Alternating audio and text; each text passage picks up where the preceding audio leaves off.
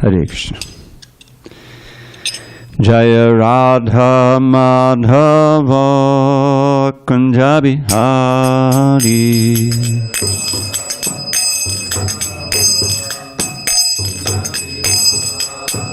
Jaya Radha Madhava Kunja Bihari.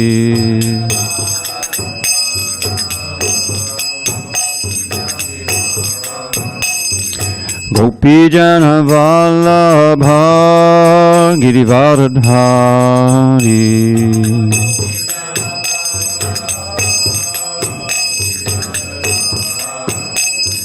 Gopi Jana Vallabha Girivardhari.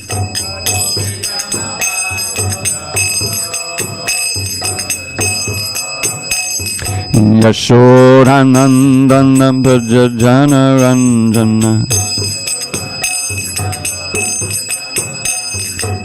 Yashodanandana Bhajana Ranjana.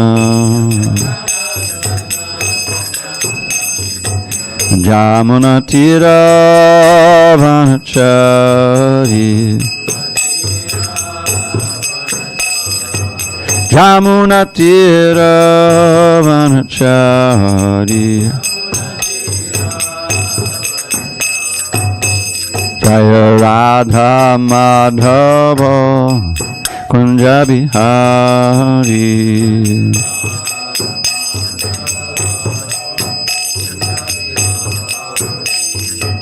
Hare Krishna, Hare Krishna, Krishna Krishna, Hare Hare, Hare Rama, Hare Rama, Rama Rama, Hare Hare, Hare Krishna, Hare Krishna.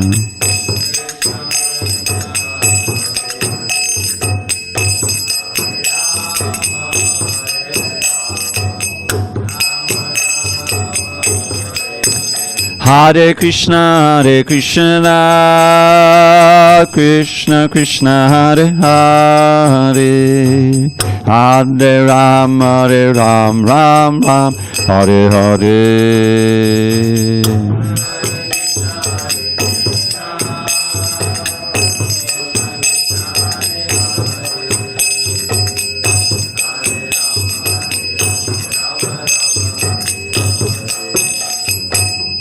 Hare Krishna, Hare Krishna, Krishna Krishna, Hare Hare, Hare Rama, Hare Rama, Rama Rama, Hare Hare. Hare Krishna, Hare Krishna.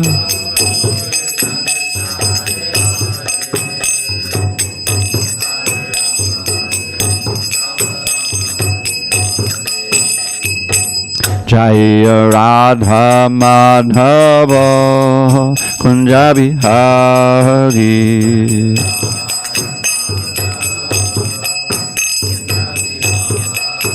Jaya Radha Madhava Kunja Bihari.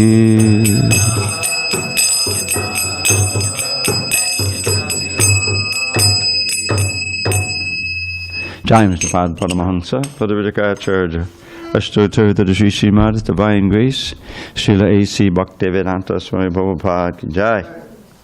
ISKCON BBT Founder Acharya Srila Prabhupada Ki Jai. Jai Om Vishnupad Paramahansa, Padavijaka Ashtotra Sri Srimad, His Divine Grace Srila Bhakti Siddhanta Saraswati Thakur Ki Jai.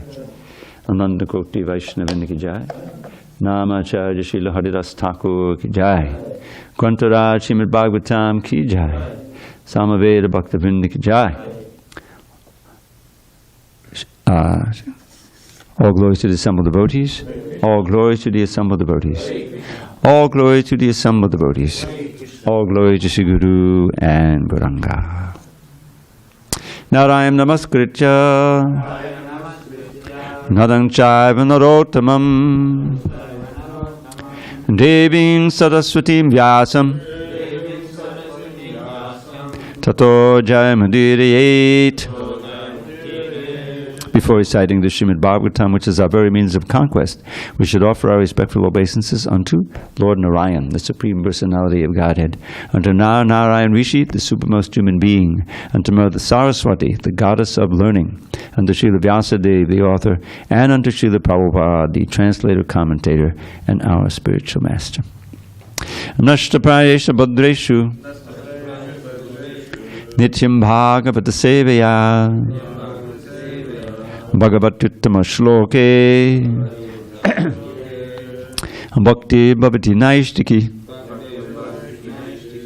By regular attendance in classes on Srimad Bhagavatam and by rendering devotional service to the pure devotee, all that is inauspicious within the heart is destroyed almost to nil, and loving devotion to the Supreme Lord who is glorified in transcendental songs is established as an irrevocable fact. Om Namo Bhagavate Vasudevaya. Om Namo Bhagavate Vasudevaya.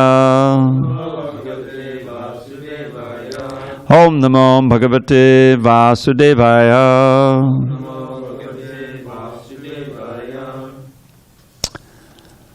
Okay.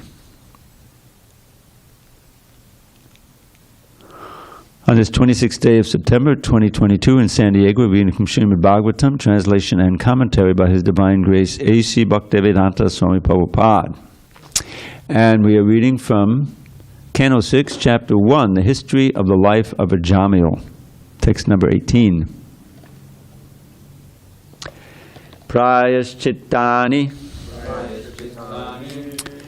Chirnani Narayana Paranmukham Nanishpunanti Rajendra Sura Kumbham Ivapagaha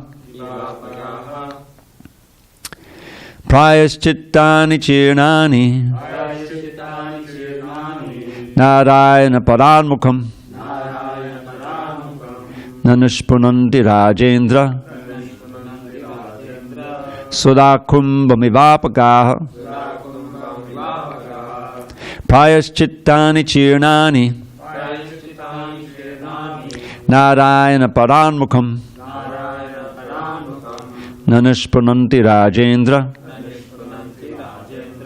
Sudakumbhamivapagaha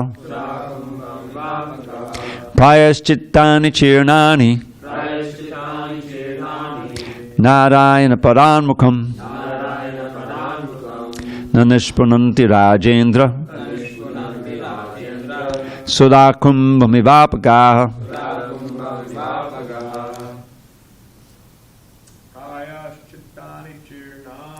Prayaschittani Chirnani Narayana Paranmukham Nanishpunanti Rajendra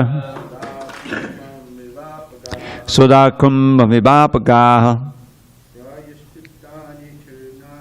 Prayaschittani Chirnani Narayana Paranmukham Nanishpunanti Rajendra Sudakumbhamivapagaha Prayaschittani Chirnani Narayana Paranmukham Nanishpunanti Rajendra Kumbham Vivapaka Dhamraj Prayaschittani Chirnani Narayana Paranmukham Nanishpunanti Rajendra Sudakumbhamivapaka Talim Prayaschittani Chirnani Narayana Paranmukham Nanishpunanti Rajendra Sudakumbhamivapaka. Anyone else? Okay. Anyone online? Okay. Prayaschittani. Processes of atonement. Chirnani. Very nicely performed. Narayana Paranmukham, a non-devotee, Nanishpunanti, cannot purify. Rajendra, O king, Surakumbham, a pot containing liquor. Iva, like. Apagaha, the waters of the rivers. Translation. My dear king, as a pot containing liquor cannot be purified even if washed in the waters of many rivers, non-devotees cannot be purified by processes of atonement even if they perform them very well. Purport. To take advantage of the methods of atonement, one must be at least somewhat devoted. Otherwise, there is no chance of one's being purified. It is clear from this verse that even those who take advantage of karma kanda and jnana kanda, but are not at least slightly devoted, cannot be purified simply by following these other paths. The word prayaschittani is plural in number to indicate both karma kanda and jnana kanda. Narottam Das Thakur therefore says, karma kanda, jnana kanda, kevala, vishera, bandha. Thus, Narottam Das Thakur compares the paths of karma kanda and jnana kanda to pots of poison. Liquor and poison are in the same category. According to this verse from Srimad Bhagavatam, a person who has heard a good deal about the path of devotional service, but who is not attached to it, who is not Krishna conscious, is like a pot of liquor. Such a person cannot be purified without at least a slight touch of devotional service. Om Jnana Timarandasya Jnanandana Shalakaya Chakshu Unmilitam Mena Tasmai Shri Gurave Namaha. I was born in the darkest of ignorance, but my spiritual master Srila Prabhupada opened my eyes with the torchlight of knowledge.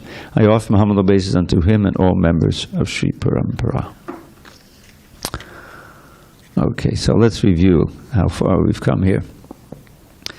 So this canto in this chapter began with Maharaj Parikshit more or less really being very concerned with how people can be saved from the hells that were described in the previous chapter. He wasn't worried about himself going to hell. He's on his way back to God, and he knew that. But like Prahlad Maharaj and all great Vaishnavas, they live on these two planes. One is they themselves are free from all anxiety, experiencing the bliss of Krishna consciousness from moment to moment. But they are concerned. Shotcheta tova mukacheta sahindriyata maya sukaya bhato vibudhan. This is the second half of the verse where Prahlad talks about that. He says, I am lamenting for these fools and rascals who are trying to enjoy maya sukaya, illusory happiness. Because I'm feeling paradukha dukhi. I'm feeling their unhappiness. That's making me unhappy. And therefore I want to do something about it. Because he knows he has the cure.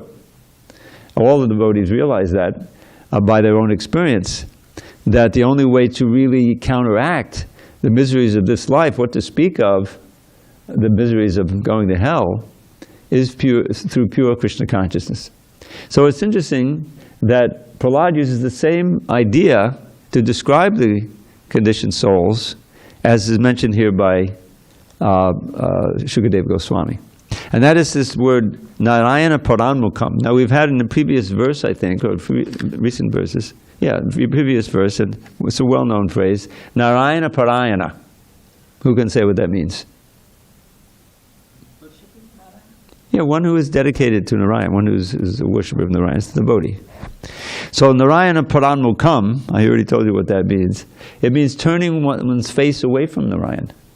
And that's exactly what Prahlad says, Vimukha Cetasa. Vimukha Cetasa means turning away, taking one's consciousness away from Narayan or Krishna and being absorbed in matter. And this is the source of all the suffering in this world. Because as soon as you do that, and that's basically describing the fall of the jiva, is when we turn away from Krishna and we get absorbed in this world of duality. And we've been here ever since, trying to enjoy the sense pleasure, trying to counteract the miseries that come from trying to enjoy sense pleasure, being in anxiety, dying, starting all over again, losing the human form of life. It's a miserable situation.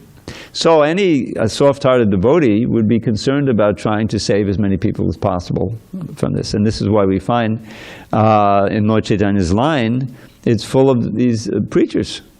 Because he himself showed the standard of what a devotee does, is that he spends so much energy, takes so many risks in order to try to give them Krishna consciousness. And what was Lord Chaitanya doing? He was, what did it say? Gauravani Pacharine. He was certainly preaching the words of Lord Chaitanya, and that's exactly what Prabhupada is doing. That's part of his pranam mantra. Gauravani Pacharine. The same words, the same mood as Lord Chaitanya in his preaching. So Maharaj Pariksit was very much moved by this description of the hells, these living entities. Even though they've been so sinful, they were suffering so much, how can they be saved? So as has been mentioned repeatedly, there's a little test here, is that he starts out with the standard prayaschitta, atonement principles, as it's spoken of in the Karma Kanda, in the Manosamhita. There are various ways of counteracting the sinful reactions, so one doesn't have to suffer at least as much. But what's the problem with that? What's the fatal flaw there, Tyler, with those processes? The desire to sin is still there. Yeah, and what's the analogy given? The elephant. The elephant bathing. Yeah, the elephant bathing.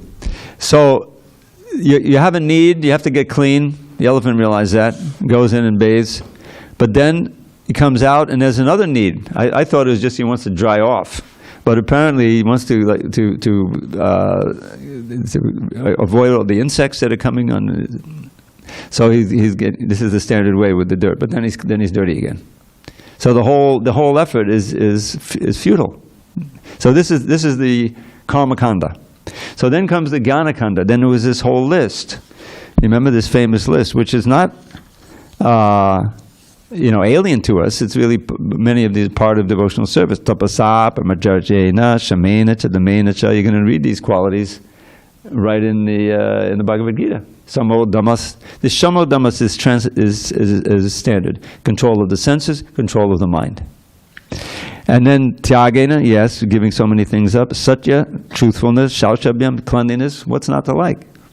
Yamena, Niyamena. Now in this Niyamena, Prabhupada includes in the purport here, and in the translation, the regular principles and regularly chanting the holy name of the Lord. So I looked that up because that was a little, puzzling. So the point is, you can chant the holy name of the Lord without being serious about it. And you're getting rid of your sinful activities, but you're not really practicing bhakti, and so you haven't really cured your sinful mentality. Just like we know ourselves, when you start chanting, you still have so many material desires. Now, if you're not reading Prabhupada's books, you're not associated with devotees, you're not moving toward actual devotional service, then you can easily fall prey against those material desires and commit more sinful activities. So you've gotten free of your sinful reactions, but now you're performing more sin. And then you're getting new sinful. And if you you get bad association, you give up on the process, you're not doing it anymore, then you're still in the wheel. Just like if you go on Harinam. So many people are hearing the name. There are several verses, I think maybe one here, and also in the story of Chitraketu, where one of the verses describes, even if you just hear the holy name once, it eradicates, eons of births of sinful reactions. It's so powerful. And people pass by the party. There's a few unfortunate souls who are like this. Have you ever seen that? They're not getting the benefit. Although they could probably still hear a little bit, But those, passing by their hearing, they may even stop. It's rare that they start chanting, Then in some parties, exuberant. Then that's the best. But if they're here, that's really good. They're listening and they're purified. But the standard place where we went down for many, many years, Balaram can remember, we go down to the gas lamp district every Friday night for years. And I would always go. And, we're conscious of it. We're reading this, oh, these people are benefiting, but, the next thing you know, they're turning into the restaurant, sitting down to their horrible dinner, that's committing sin again. So they got to pay for it. So the problem is, unless you're in an environment in which you're not only chanting, but also avoiding sinful activities, then you can still stay bound up. Although you benefited so much from getting rid of eons of sinful activity. So I did some research on this, and it's another thing is that it just says niyamena. It doesn't specifically say japa. But Prabhupada, following the commentation, I looked it up, is that it says chanting japa is one of the niyamas. Niyamas are the do's, the yamas are the don'ts. So yamena, niyamena va. These are all things. But there's japa also of not the holy name. Japa doesn't necessarily mean chanting Hare Krishna. So you could be chanting mantras, meditations on for Durga and stuff like that. In any case, what he's saying here is, he's giving the conclusion to the lesson. And the previous verse, the path followed by pure devotees who are well behaved and fully endowed with best qualification is certainly the most auspicious path in the material world. It is free from fear and authorized by the Shastra. And so how are you going to find out about that path? By association of devotees. Really, it's association of devotees that's going to confirm you in the chanting and give you the determination and the faith to follow the process and not fall away from it. And we'll see how Jamil was saved, famously, from being ripped out by the Yamadutas and dragged off to Yamas by him chanting that one name, because he immediately called the Vishnu Dutas. So he had that association of the Vishnu Dutas because he heard them talking. So when the Yamadutas finally left, they were disappointed. They were puzzled. What is this? We thought we were serving the Supreme Master of this world. And so the Vishnu said, you don't know anything, And and so they went to Yamaraj, and he explained the whole situation to them. But meanwhile, Ajamil gets this association of the Vishnu Dutas, he's saved, and then he gets serious, immediately takes sannyas, basically, and goes off to the Himalayas, and continues with this process.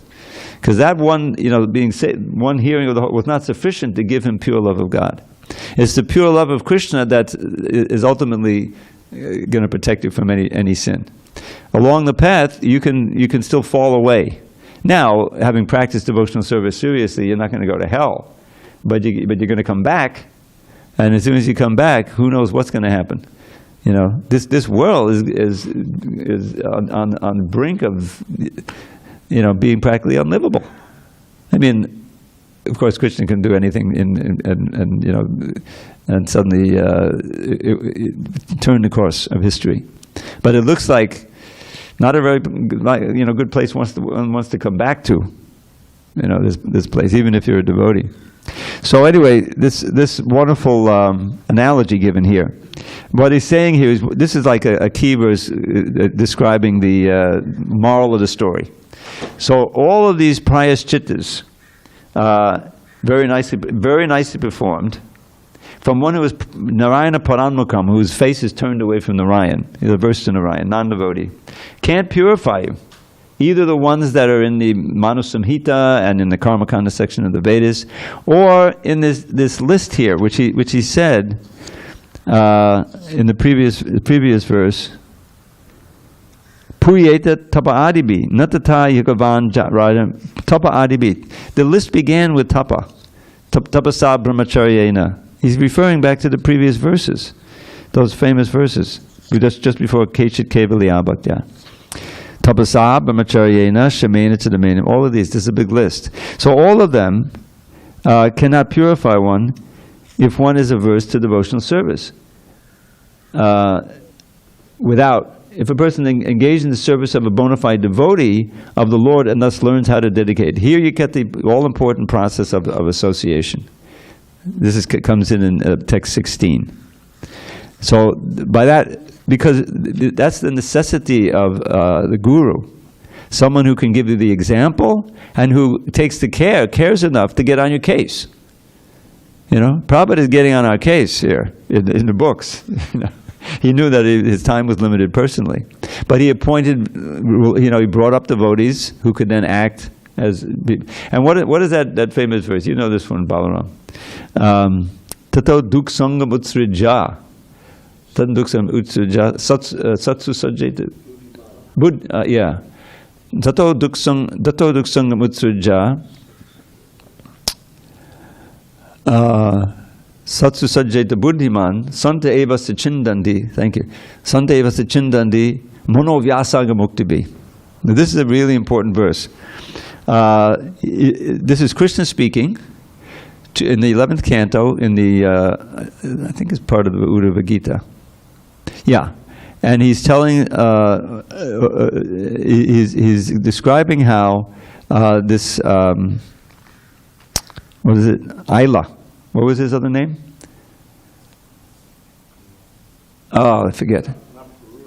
Pururva, who became enthralled and enchanted by Urvasi, heavenly damsel.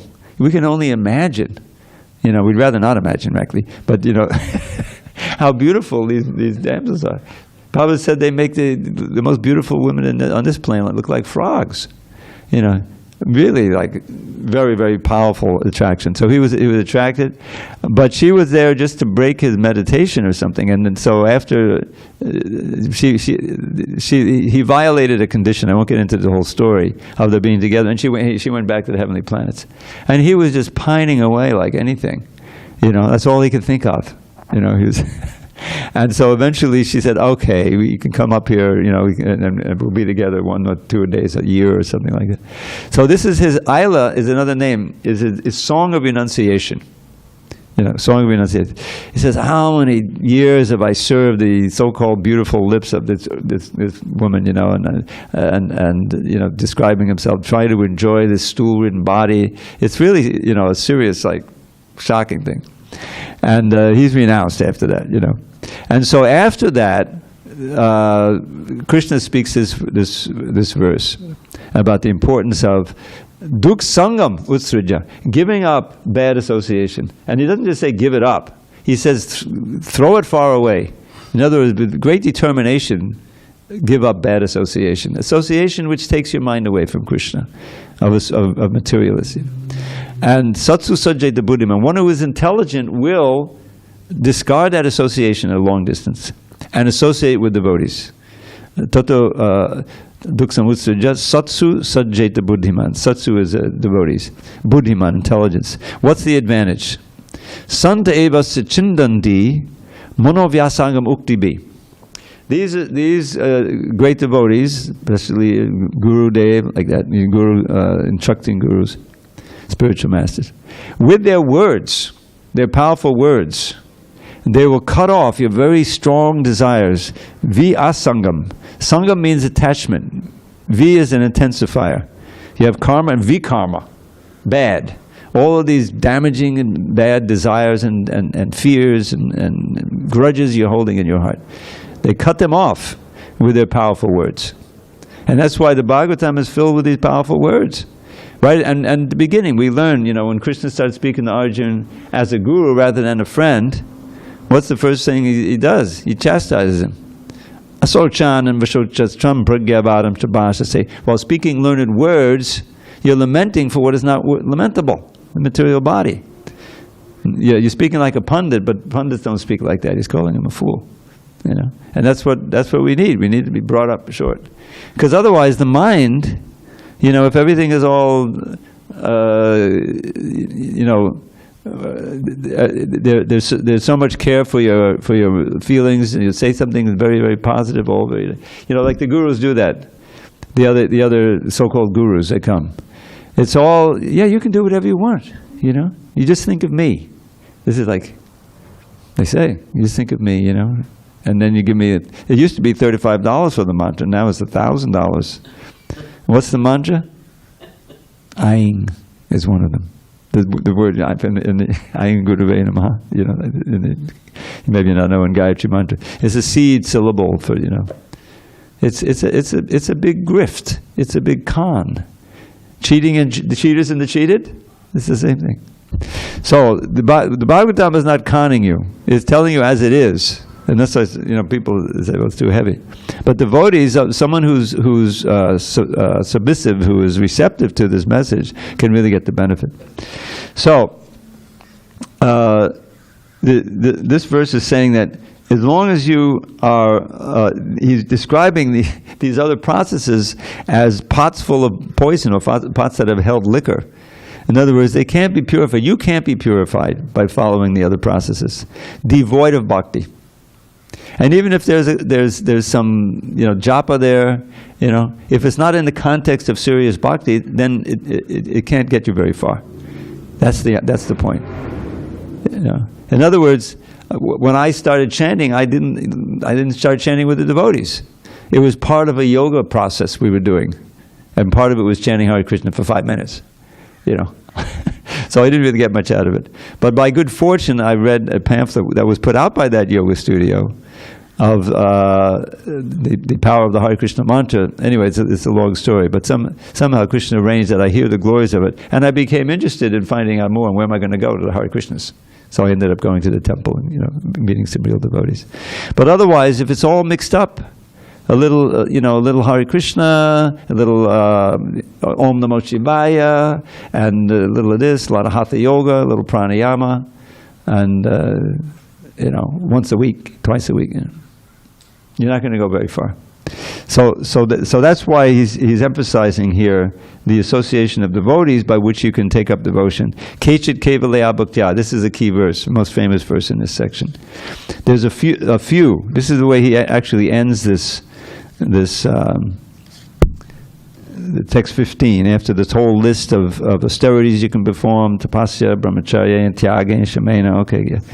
But Kechit kevalaya bhaktya. Only a rare person who has adopted complete, unalloyed devotional service to Krishna can uproot the weeds of sinful actions, the weeds of sinful reactions, and with no possibility that they will revive. He can do this simply by discharging devotional service, just as the sun can immediately dissipate fog by its rays. So otherwise, it's all confusion. This world is a world of dreams and confusions and false starts and traps. Maya is unlimitedly complex, and she can convince you, I'm making progress now. Now I'm doing spiritual things. I became a vegetarian. In other words, that's good. That's good. It makes you more receptive. That's in the Shastra, but it's not sufficient. It's necessary, but not sufficient. So this sura kumbham means it can't be purified. This pot of liquor it's always going to be contaminated. Once you have liquor in a pot, you can't wash it out and then put some nice juice in there and offer it to Krishna. No, it's contaminated, finished. So similarly, someone's heart, until you get to the point of Cheto Darpana Marjanam, the powerful process of the holy name, which is so cleansing, that contamination is going to remain. That means you're always under danger of being getting enthralled by something in the material energy and forgetting all about Krishna. So this is the path. This is the safest path. And of course, I couldn't help think about, because it's a cleansing process. So what do we have in the glorification of the Sankirtan process? Lord Chaitanya, Cheto Darpana Marjanam, cleansing the mirror of the heart, polishing the mirror of the heart, by the process. And then even the first line, Bhava Mahadav Agni Nirvapanam. Then by even beginning, the process of taking shelter of the holy name, chanting seriously, the fire of material life is extinguished. In other words, you're already purified of your sinful reactions, and that you're on the path of liberation. But that's not the goal. Lord Chaitanya makes that very clear in the fourth verse. Mama janmani janmani shirei bhavata bhakta dahoita kitvi. And this I find very fascinating here, because this whole section, including the whole hell chapter, and there are many other sections, is the efficiency of the holy name and the process of devotional service for liberating oneself. But as we find within the Bhagavatam, and of course within the Shikshastika, that's denigrated as a goal. Nadanang nadanang nasundadim kapitam vaja gadisha kamaye. So those are the ordinary things that people pay to God for. Wealth, followers, beautiful wife, beautiful spouse, knowledge. Kavitam could be, good education. And people go to God or they go to the gods and they pray for those things, right? But Lord says, no, nadanang, nadanang. He doesn't even say no. Usually they do one N, na, and that's enough. But he keeps repeating it. Nadanang, nadanang, nasundarim. There's no doubt about it. And I don't want liberation even. Mama janmani janmani. He's saying birth after birth. I don't care. As long as I have unmotivated, that means no material motivation, unalloyed, anyabilashita shunyam, devotion unto you. That's what he's praying for. And that's what we should pray for. Because the liberation is already there. Liberation is already there with devotees. Now, it's interesting that the final verse of the Bhagavad Gita, of the final instruction, sarva dharma parityajya mamekang sharanam vraja. It said, just give up all these dharmas that I spoke about. Don't worry about jnana yoga, karma yoga, all of that. You just surrender unto me. And the previous verse, he explained how to do it. This is there in the 9th chapter. Those who take shelter of me. He says, manmana bhavaman bhakto madhyaji mam namaskaru. Those 4 processes. Now, under becoming my devotee, we know there's a whole list of things systematically in the nectar of devotion. But this is a very simple and very important lesson. Manmana bhavamad bhakto madhyaji mam namaskaru. Worship me, bow down to me, is 4. Think of me, that's the first one. That's most important. And become my devotee. Offer your homage unto me and worship me. Surely you will come to me. I promise you this because you're my very dear friend. This is the second instance of this verse, but here it's more intimate. He's saying, you'll be, the 9th chapter he says, you'll be fixed in yoga and you'll come to me. But here he says, you're my dear friend, you'll become my friend. Of course, Arjun's already his friend. But then the very next verse, he's saying, sarva dharma parityajya. He's give up all dharmas, basically. In other words, you don't have to follow a process to come to you just do this thing in the previous verse and that's the dharma for you. You're finished with dharma. And in this way, surrender unto me, solely unto me. I will protect you from all sin-free acts and do not fear. Now that's all about liberation. Now I'll protect you from sin-free actions, do not fear. That's why Bhagavatam begins. In other words, that's the Bhagavad Gita is the ABCs, which we have to master. So this is a very important understanding, is that when someone comes to Krishna consciousness, and Prabhupada would always preach about this, and so does Krishna in the Bhagavad Gita, is that you have to be aware of what the real problems are, what your real goal in life has to be. You have to get free of birth, old age, disease, and death.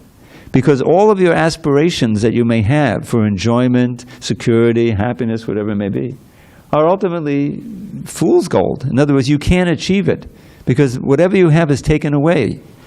Gradually and then ultimately completely, but when you lose your body. And then you're set on your next body, your next chapter in your life in this material world. And in this world, in this age, you've done so many things, you might very well lose your human form of life. And that's a great tragedy. It's a tragedy to lose a human form of life without making any progress to a devotional service. Human life is meant for that. So that is a very important motive and a very important fact of life that should encourage us to take up the spiritual path, take up the path of Krishna consciousness. The idea that, yes, I'm going to suffer death, I know that's no mystery, I try to do so many things to forget it, which is just Maya's trick, But then as you get older, and it's obvious that then you may try more extreme things, or you're just depressed all the time. And you try to take shelter of your grandchildren, or this relationship, that relationship, or a million things, TV. It's pathetic, it's tragic. So, and then it's all taken away. And your mind and your karma, your subtle body takes you who knows where. So that we got to get free from that. So getting liberation is an important motive. It's to keep us serious about devotional service. I always give this analogy, you've heard it probably 10 times before. Because there's Durga.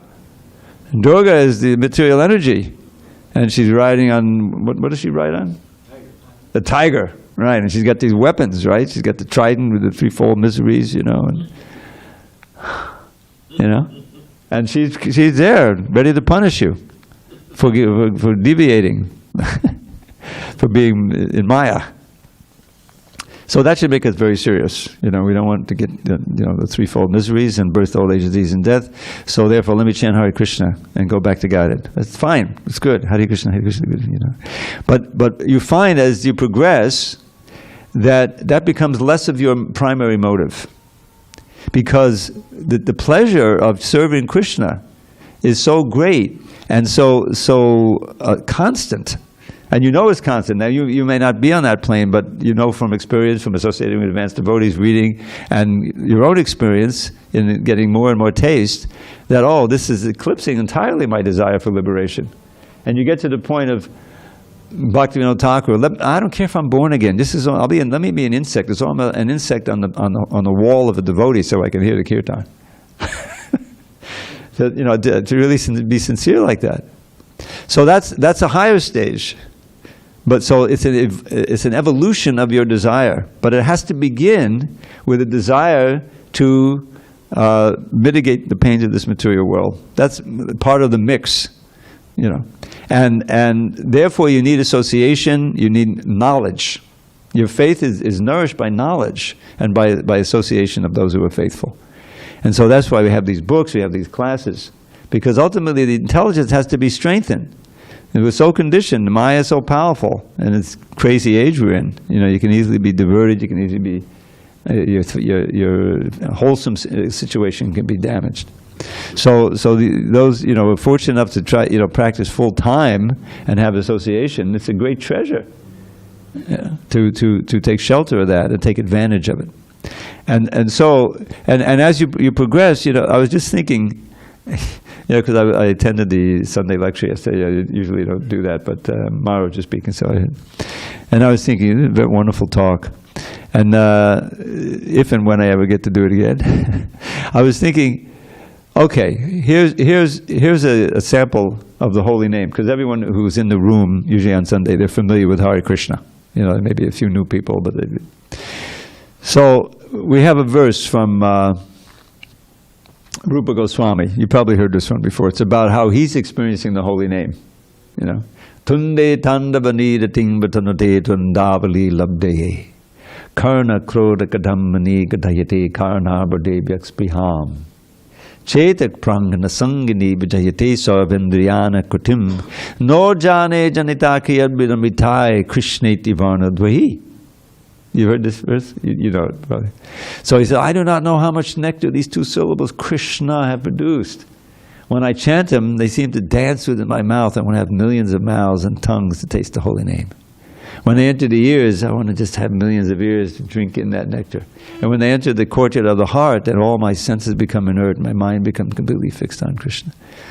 So I can safely say I haven't experienced that chanting, that effect of the chanting. And I don't know if anyone else is, we have some, ecstatic kirtan, vratyatras, where you're really getting into the holy name. It's not that we're devoid of any experience of the nectar of the name. But that kind of standard, So what was he's describing there? Now, how are we to take this? This is some kind of exaggeration? Is he just making it up? Is he have some motive for lying to us about his? Absolutely not. The history was he had all the wealth, he had all, this is Rupa Goswami. They were the right and left hand he and his brother, right and left hand of the king. And then when he met Lord Chaitanya and he was inspired to give it up and go to Vrindavan, he just cashed out, right? He had a boatload of gold. You know how much gold is worth? It's, I think, over $1,600 an ounce now. You can imagine how much billions of dollars worth of gold. And he divided it up. He gave half, I think, to the Brahmins and Vaishnavas, a quarter to his family, and a quarter he saved for emergencies, which was very wise. He got his brother out of, that's how he escaped from prison. But then he wasn't concerned with that. He was concerned only with following Lord Chaitanya's instruction to go to Vrindavan, right, and write books and resurrect the places of pastime, the Leela Sthans like that. So So let's assume that, okay, he's not just telling us a story. He has no motive to do that. So he's actually experiencing this. Now, what is it? This kind of, and okay. So what do you need to experience it? I mean, you need to have a tongue and an ear and a brain that works. Okay, that's pretty standard. Most people have that, right? So you got it, and you can experience that too. So what else is there to strive for? In other words, this should inspire us to try to purify our chanting and practice Krishna consciousness so that we can start to taste more and more and more of this nectar of the name. You don't want to stop. You see what I'm saying? So that kind of inducement, you can see how that would completely eclipse any kind of material desire, which is ultimately a material desire to get liberation and get free of birth and death, but which is an important first impetus to get serious about Krishna consciousness. And that's what happened with Ajamil, ultimately. He was fortunate enough to chant by accident, Narayan. He was saved, but then he took a good instruction and he went, and he took sannyas basically, went to Bhagavad and continued chanting and practicing so that he was eligible to go to Vaikuntha. So you got a second chance like that. So we've got our second chance. We've got our chance, and we shouldn't blow it. And we can hear about, this is the wonderful magic of the CC part of it, is that to give you a taste, or give you at least make you a witness of some of these highest levels of devotional service. The Lord Chaitanya and the Antya Lila and so many throughout the book, you can see that. And this is, I remember reading that and I was thinking, this is really the mood of the Hare Krishna movement. This is where it is. And in the Yadi Leela, which came out first, chapter 7, Prabhupada talks about the Sankirtan movement, because they broke open the store to the love of God, the Panchatattva, and they spread it everywhere. And Prabhupada talks about, preaching so much in his purports there. So this is, we've got such great good fortune. Here we are sitting in the temple of Krishna. Have you ever thought, sometimes when I'm chanting in the corner, I'm chanting, and I'm looking at the little things in this room, that we're in. And if you think about it, how fortunate we are, because they're inanimate. I mean, I'm not thinking that this table is alive here. There's a story behind this table. I don't have time to tell you now. But this is one of the miracles of this temple. Next time ask me about it. And I said, that is a happy table. That table is serving Krishna. This floor, this rock, this everything is serving Krishna. And we have association. You walk into a temple, that's what it is. Everything reminds you of Krishna. It's giving you the greatest benefit just from walk in here. What to speak of take advantage of give something to the deities and listen and get, And so what a wonderful gift this is. Prabhupada worked so hard, and his devotees work so hard, followers, to give this and to appreciate. Therefore, we want to take care of it, keep it nice and support it, do everything to give others a chance to come, So that's what to speak of, cultivate other devotees and try to distribute the books so others can get Prabhupada's association and hear these wonderful ideas. And that's really makes Krishna so pleased. And the more pleased he is, the more you can feel spiritual pleasure, which will eclipse any desire for liberation. You'll be too busy drinking the nectar and giving the nectar to everyone else. All right, I'm going to stop there. I'm going to read this translation again. My dear king, as a pot containing liquor cannot be purified even if washed in the waters of many rivers, non-devotees cannot be purified by processes of atonement even if they perform them very well. And Prabhupada in the purport is saying there has to be some tinge of devotional service in these other processes to be effective, But we don't want just a tinge. We want 100% solid stream of Bhakti. All right, I'm going to stop there. Any comments, local comments or questions? Oh, good. Bhakti Saul. Thank you for the nice class. I had a question. You mentioned that Jamil, he took sannyas after this moment in his life, and then he goes up to the Himalayas. But it doesn't say formally. I don't remember if he formally took sannyas, but the next thing you know, he's gone. He's in the Himalayas, continuing. My question is, why didn't he go back to his family and life and preach the love of God and try to convert them into devotees. You know, I don't remember the purport. It may mention in there, but huh? He's too old. Yeah, right. He's too old. And I mean, was his wife even alive still? You know, I mean, he's 80 years old. So in this. Yeah, that's a problem. He wasted enough time with her. Yeah. I think he said he got such a, you know, it was a rare chance. You know, he's counting his blessings. He didn't want to waste any more time and let me get out of here. You know. Yeah, he you know, wanted a 100% program by that time. You know, something. May not be directly related, but I thought I had a genuine question. So, Prabhuji, what is the difference between thought and emotions, and how to control emotions so that we are serving the Lord and not deviating? Yeah, well, thought usually involves some intelligence, you know, whereas emotion is just a feeling. It could be a subtle feeling. It's kind of it's similar to a desire, some desire in the senses. You know, the sense you can have a strong desire to smoke. You know, people who get addicted to that. I did smoke. I don't remember being you know, obsessed with it, but thank God I was able to give that up. But so emotions, you know, they're effects of the modes of nature. They, like the anger, you know, anger, and the danger with emotions, they can become so strong that they overwhelm your intelligence. You know, and before you long, you did something. Oh, what the heck did I do that for? You know, I just punched that devotee, and I'll tell you a story about that. When I was in L.A. in the 70s. You know, I was a senior devotee, like a 3-year devotee, and so they gave me some responsibility with taking care of the bhaktas. I would give some classes, and you know, I knew them, so they would, you know, get some advice from me. So I'm sitting on those famous stairs onto the temple, you know, and one of my bhaktas comes near and says, he was really disturbed. I said, what's happened? What's the problem, Bhakta Joe? You know, oh, I got into a fight with one of the devotees and I punched him. I said, oh, that's really serious. You have to go and beg your forgiveness and surrender, you know, and really, you know, that's the only way you can get me.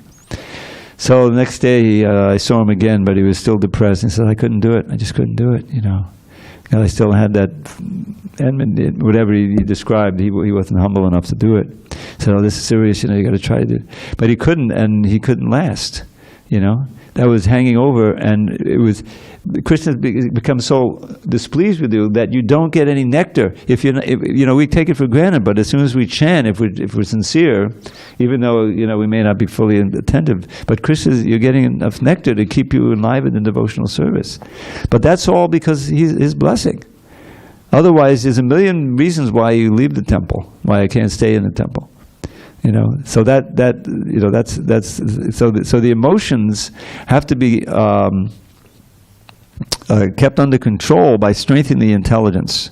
That's that famous verse I always chant, Kama Dinam Katina Katita Palita Dodideshas. Lord Chaitanya is teaching Sanatana Goswami, and he's quoting maybe Madhavendra Puri, and that is that how many ways have I sought to obey the seductive demands of my wicked desires, and really that's, you know, my little poem was not completely adequate, because Kama Dina means Kama, etc., and one of those big etceteras is anger.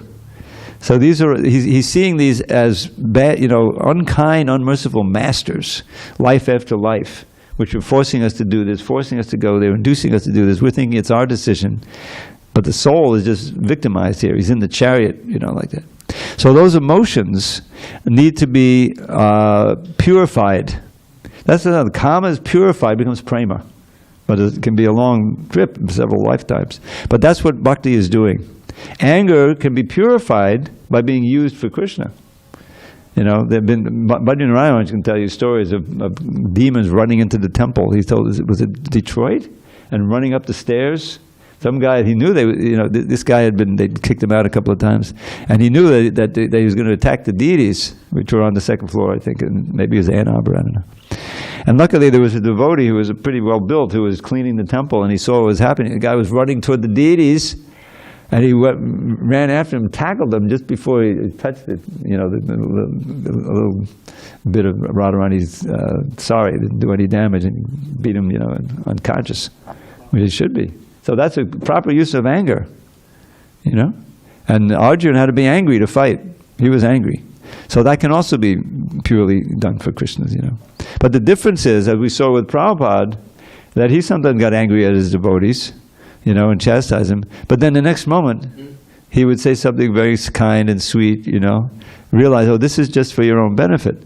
That's a duksanghamutsuja. With the strong words that cut out these very powerful polluted desires in your heart, in your mind. If you love someone and you have great respect for them, and then they tell you something, and they instruct you, you'll take it, you know, if you have faith. And that's a great benefit. So that's the difference. The emotions, you know, in a conditioned state are out of control, under the control of them. But as soon as you begin practicing, if you're strict and you're observing nicely, yeah, it is control, shamo dhammas, controlling the mind, controlling the senses, so that those emotions can become very wholesome. Because ultimately, we're after trying to get love for Krishna, which is a pure emotion, you know, but it's buried under there. So that's the difference. But the intelligence is so important to strengthen through hearing, chanting, discussing, reading, and following, and then the Shastra can be a great shelter, you know, Bhagavad Gita and others. We have a comment from Tyler. I actually had a couple quick questions that I flushed out already, so if I may. How do we practically offer homage to Krishna? Offer homage. How do we do that practically? Yeah. Well, that you can offer prayers, you know. I mean, homage means respect, a glorification, and oftentimes a glorification will end in a prayer. You know, like Arjuna. Pramadi Deva Purushak Purana, in the 11th chapter there's so many prayers. And then at the end he please forgive me, you know, for being too intimate with you. You know, he has a prayer. Or Kunti Devi. So that's oftentimes part of homage. Because we're glorifying Krishna and then we're praying, please give me pure love for you. You know, that's the best prayer, you know. So that's what homage means. How's that different from worship? Worship can have more, you know, can be so many rituals of worship can include. It's included within worship, but homage usually means some, like we say, Vyasa Puja offerings or homages. Did you send in your homage yet? You know, like that. To pivot off of Saul's question, so he takes off Ajamil, and you know he wants to now become a real devotee because he's had this chance, he's been purified. So do you think he starts chanting, he chanted Narayan, do you think he starts chanting Hare Krishna? I wouldn't want to speculate. Okay. Let me look. I'll look it up. Okay. So I'm wondering what practice he picks up. Well, don't forget, to become he had purified. been trained as a boy. You know, he was like 18 or something. Oh, so he's reawakening that. Yeah. So okay. he's remembering all those things, and he's taking. You know, he doesn't make him take any chances. He's going to go be very austere. You know, like that. Did he take him to Vaikuntha? Yes. After somebody describes how the same Vishnu Dutas came back with the airplane, you know, and took him to the abode of Narayan. And he took him to the abode of Narayan. So you did a good job describing the king's mood in the beginning of the 6th chapter, and it sounded like what you're saying is he's actually feeling the distress, the paradukkha that they have. Well, that's the standard phrase we use, paradukkha. This is the meaning of what is it called? Empathy. So where you're feeling what others are feeling. So that's my question is, in the morning we do the Vanchakalpa prayer, where we're full of compassion for the fallen conditioned souls. But it sounds like this is a higher standard. They're actually, we feel compassion for you, you know, with passion. I'm with you. But it sounds like the higher devotees are feeling that distress that they're having, or is it kind of, are they synonymous? I think it's one thing. Actually, compassion, if the root of it is the same idea, okay, is that you're sensitive to other people's suffering and to their happiness too. When they come out of it, you know, and they're happy, then you're also pleased. You know, even if you didn't do it, if someone is relieved of their misery, then you think, oh, fine, that's great.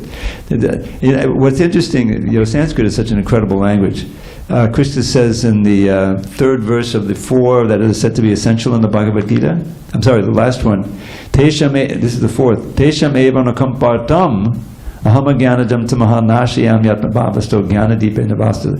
To those who are always worshiping me nicely, I destroy the darkness of ignorance in their heart with the shining lamp of knowledge. And the word used is anukampa. Now anukampa means compassion. And kampa is one of the ecstatic symptoms, trembling. But kampa, I think, can also be for trembling out of fear or whatever. So anukampa means vibrating or trembling in sympathy with you. Anu means following. In other words, what you're feeling, I'm feeling. That's anukampa. That's compassion. So Krishna, he's sensitive to us. He's aware of everything we're feeling. He's in the super soul. So for his devotees, he makes a special effort to enlighten them with knowledge, so that they can be free of suffering. Wonderful. Yeah. And then I like what you said, the part of necessary but not sufficient. And I don't know if this is a question, but if this inspires you at all, I was talking with a person who was visiting the temple, and they were kind of hearing about the process and how to practice devotional service and ultimately initiation. Mm-hmm. And they were, oh, actually, I'm already enlightened. They said, oh, actually, that sounds all great, but I don't need that kind of formalized. I'm already enlightened. They said, and I know just to be a good person. That was their standard of spiritual practice. The highest aspect of their spiritual understanding was just to be a good person. So I was thinking, all right, that's necessary, but not sufficient. Okay. So how do you respond to someone that's saying that? If you're not referring to the Shastras, what does it really mean to be a good person? And so that kind of lovey-dovey, not focused and really understood and based on Shastra, doesn't get you very far. I mean, they got them to the temple, so that's good, and they heard the holy name. But unless they get a book and really get good instruction and get that focus and what does that really mean to be good, then you can get into the mode of goodness, and that's better than the mode of ignorance and passion. But the only thing really, really good about the mode of goodness, because don't forget, you can always get backed out, is that it makes you more receptive to this kind of message. I mean, I always know if someone is already a vegetarian, they'll be much more receptive to the message. Just like, and maybe I'll end with this. Unless we have, I guess, Vijay Krishna, it looks like he takes Mondays off. No. Oh, there you are. I'm always on. Oh, okay. Do you have a question too? Yes, of course. Okay. All right, I'm sorry. Prabhu, but please take your time. Bhakti Taylor, if you need more assistance from Dravida Prabhu, go ahead. Yeah, we actually are closely out of time, so I'm going to call on him now. Go ahead, Prabhu. Yes, Dravida Prabhu Dandavat Pranams. Thank you very much. You're very kind. Prabhu, why is it that if I eat meat, intoxicate myself, gamble, and go for illicit sex, I will be categorized as impure. What kind of purity is required for me to become a devotee? Why is it that I cannot be a devotee while smoking my cigarettes? Or going to a brothel or something of the sort. Well, let me say this. There are two concepts you're talking about. One is to be a devotee. In other words, to actually come up to the standard of being a Vaishnav. And one is to begin the process of devotion. In other words, it doesn't matter what you're doing. You could be the worst criminal, you could be drunkard, woman hunter, whatever, but you should still chant Hare Krishna.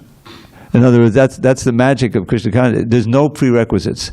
That's what Lord Chaitanya says. That's a big part of that lesson. Nam namakari bahudani tatrapita niyamitak smarane nakala.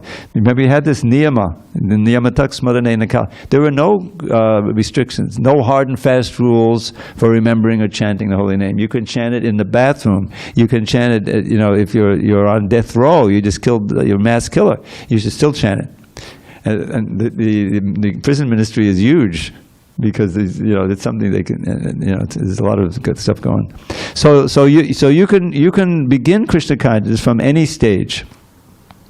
But you're impure. What is that impurity? The impurities are all of these, both the desires for self-centered enjoyment, and you mentioned the 4 main pillars of sin, and the results of acting on those desires, which are your conditioned nature, your sinful reactions. All of that is impure.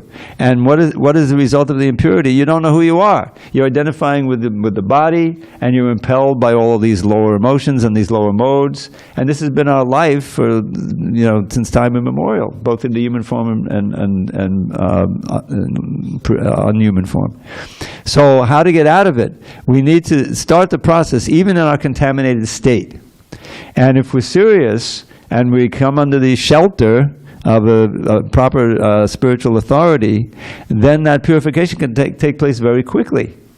And we can feel the great relief from the burden of all of those unwanted desires and all that bad karma and everything like that. So that the purification is the purification of the heart. And that having turned away from Krishna since time immemorial, we've forgotten all about him. So the only solution is to turn back toward Krishna and work on remembering him as much as possible and serving him. And the more that we use the senses and the mind and the intelligence in serving Krishna through the proper instruction, the more purified they become. Until finally you get to the point of spontaneous. Just like the conditioned soul, the drunkards are spontaneously attracted to go into the bar, and the debauchee is spontaneously attracted to find some woman, You don't have to convince them. But devotees are spontaneously attracted, when you're purified, to serve Krishna, glorify him, and take great pleasure in doing that.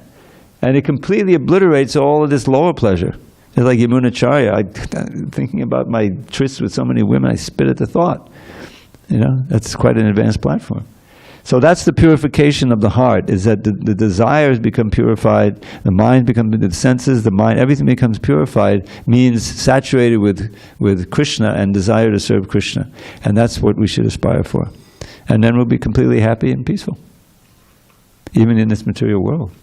Is that okay? Dravida Prabhu, has to be expected, better than okay. Breathtaking again, answer to my question. Thank you very much, Hare Krishna. Haribol, all glories to Srila Prabhupada. Haribol. Sorry to go over time.